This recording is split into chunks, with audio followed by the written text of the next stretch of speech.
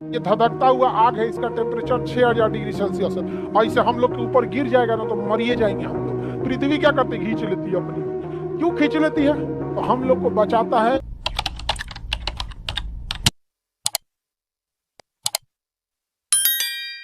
सूर्य एक तारा है, इसमें जो ईंधन है वो प्लाज्मा अवस्था में। प्लाज्मा एक बहुत ही हाई टेम्परेचर को हम क्या कहते हैं? प्लाज्मा कहते हैं। हाई टेम्परेचर को क्या कहेंगे? प्लाज्मा। और वो धधकता हुआ अवस्था में रहता है, सॉलिड तो रहता नहीं है। और उसमें से 250 किलोमीटर प्रति घंटा प्रति सेकंड की रफ्तार से कोई भी चीज चलेगा तो उसमें हलचल होगा कि नहीं? आप थाली में पानी लेके, पानी तो खैर द्रव अवस्था हो जाएगा, खिचड़ी ले लीजिए, वो प्लाज्मा टाइप का होता है। प्लाज्मा बड़ा गाढ़ा होता है। अब दौड़ जाइए एक के बार, कोई सीटी बजा एक बार, 1 2 3 दौड़ो, धड़ाक से दौड़ेंगे, कुल खिचड़ी छिटा जाएगा ऊपर यहाँ पे। अब पूरा का पूरा खिचड़ी क्या हो जाएगा? तो ऐसे छलक जाएगा कि नहीं छलक जाएगा? तो सूर्य पे भी इतना धधकता हुआ आग है, वो सॉलिड अवस्था में नहीं है, वो क्या है? प्लाज्मा। प्लाज्मा गाढ़ा अवस्था होता है, जैसे लोहा पिघलने लगता है तो क्या होता है? प्लाज्मा।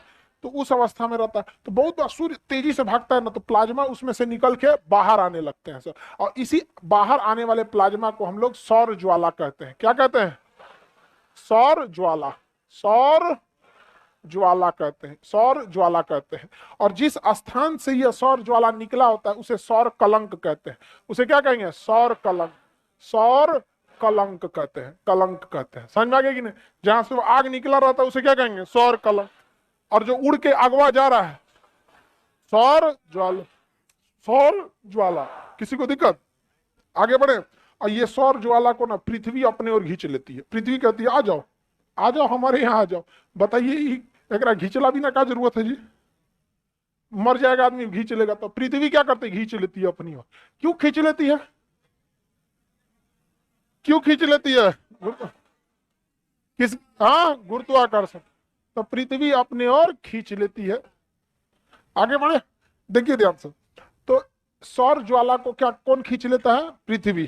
क्यों खींचती है? गुरुत्वाकर्षण। और ये धधकता हुआ आग है, इसका टेम्परेचर 6000 डिग्री सेल्सियस है और इसे हम लोग के ऊपर गिर जाएगा ना तो मरिए जाएंगे हम लोग। तो हम लोग को बचाता है वायुमंडल। कौन बचाता है? वायुमंडल में ये हमें बचा लेता है और वायुमंडल इसे बाहर बाहर उड़ा देता है। जिस तरह आप पानी के ऊपर ऐसे ईंटा छिछलाइएगा ना, इसे तो धंसता नहीं बल्कि छिछल के चला जाता है। उसी तरह पृथ्वी के बाहर हवाओं की परत है जिसे हम क्या कहते हैं? वायुमंडल। तो वायुमंडल इसे क्या करता है? लौटा देता है। वायुमंडल क्या करता है? इसे ऐसे लौटा देता है। ये सौर ज्वाला को लौटा देता है। ऐसे कोई नीचे से भी आएगी तो सौर ज्वाला को लौटा देता है। तो सौर ज्वाला को क्या करेगा? लौटा देगा यहाँ पे। अगर वायुमंडल नहीं रहता तो हम लोग जिंदा रह पाते? डेली सौर ज्वाला आते रहता है और डेली का पता चलता अखबार में, नेपाल के लोग साफ, अगले दिन बेंगलोर में गिरा सौर ज्वाला। हर आदमी लोहा का छाता पहन के घूमता, चाहे बाल्टी उल्टी ओढ़ के। धधकता हुआ लब लब ऐसे ऊपर से गिरता आग का गोला, इसे तो कोई रह पाता जी? कोई नहीं रह पाता। बाल्टी उल्टी सब दह जाता है यहाँ पे। तो हमारे पृथ्वी का बताइए, वायुमंडल का रक्षा कवच किसे कह सकते हैं? सॉरी, पृथ्वी का रक्षा कवच वायु। पृथ्वी का रक्षा कवच वायुमंडल। पृथ्वी का रक्षा कवच वायुमंडल। किसी को कोई दिक्कत?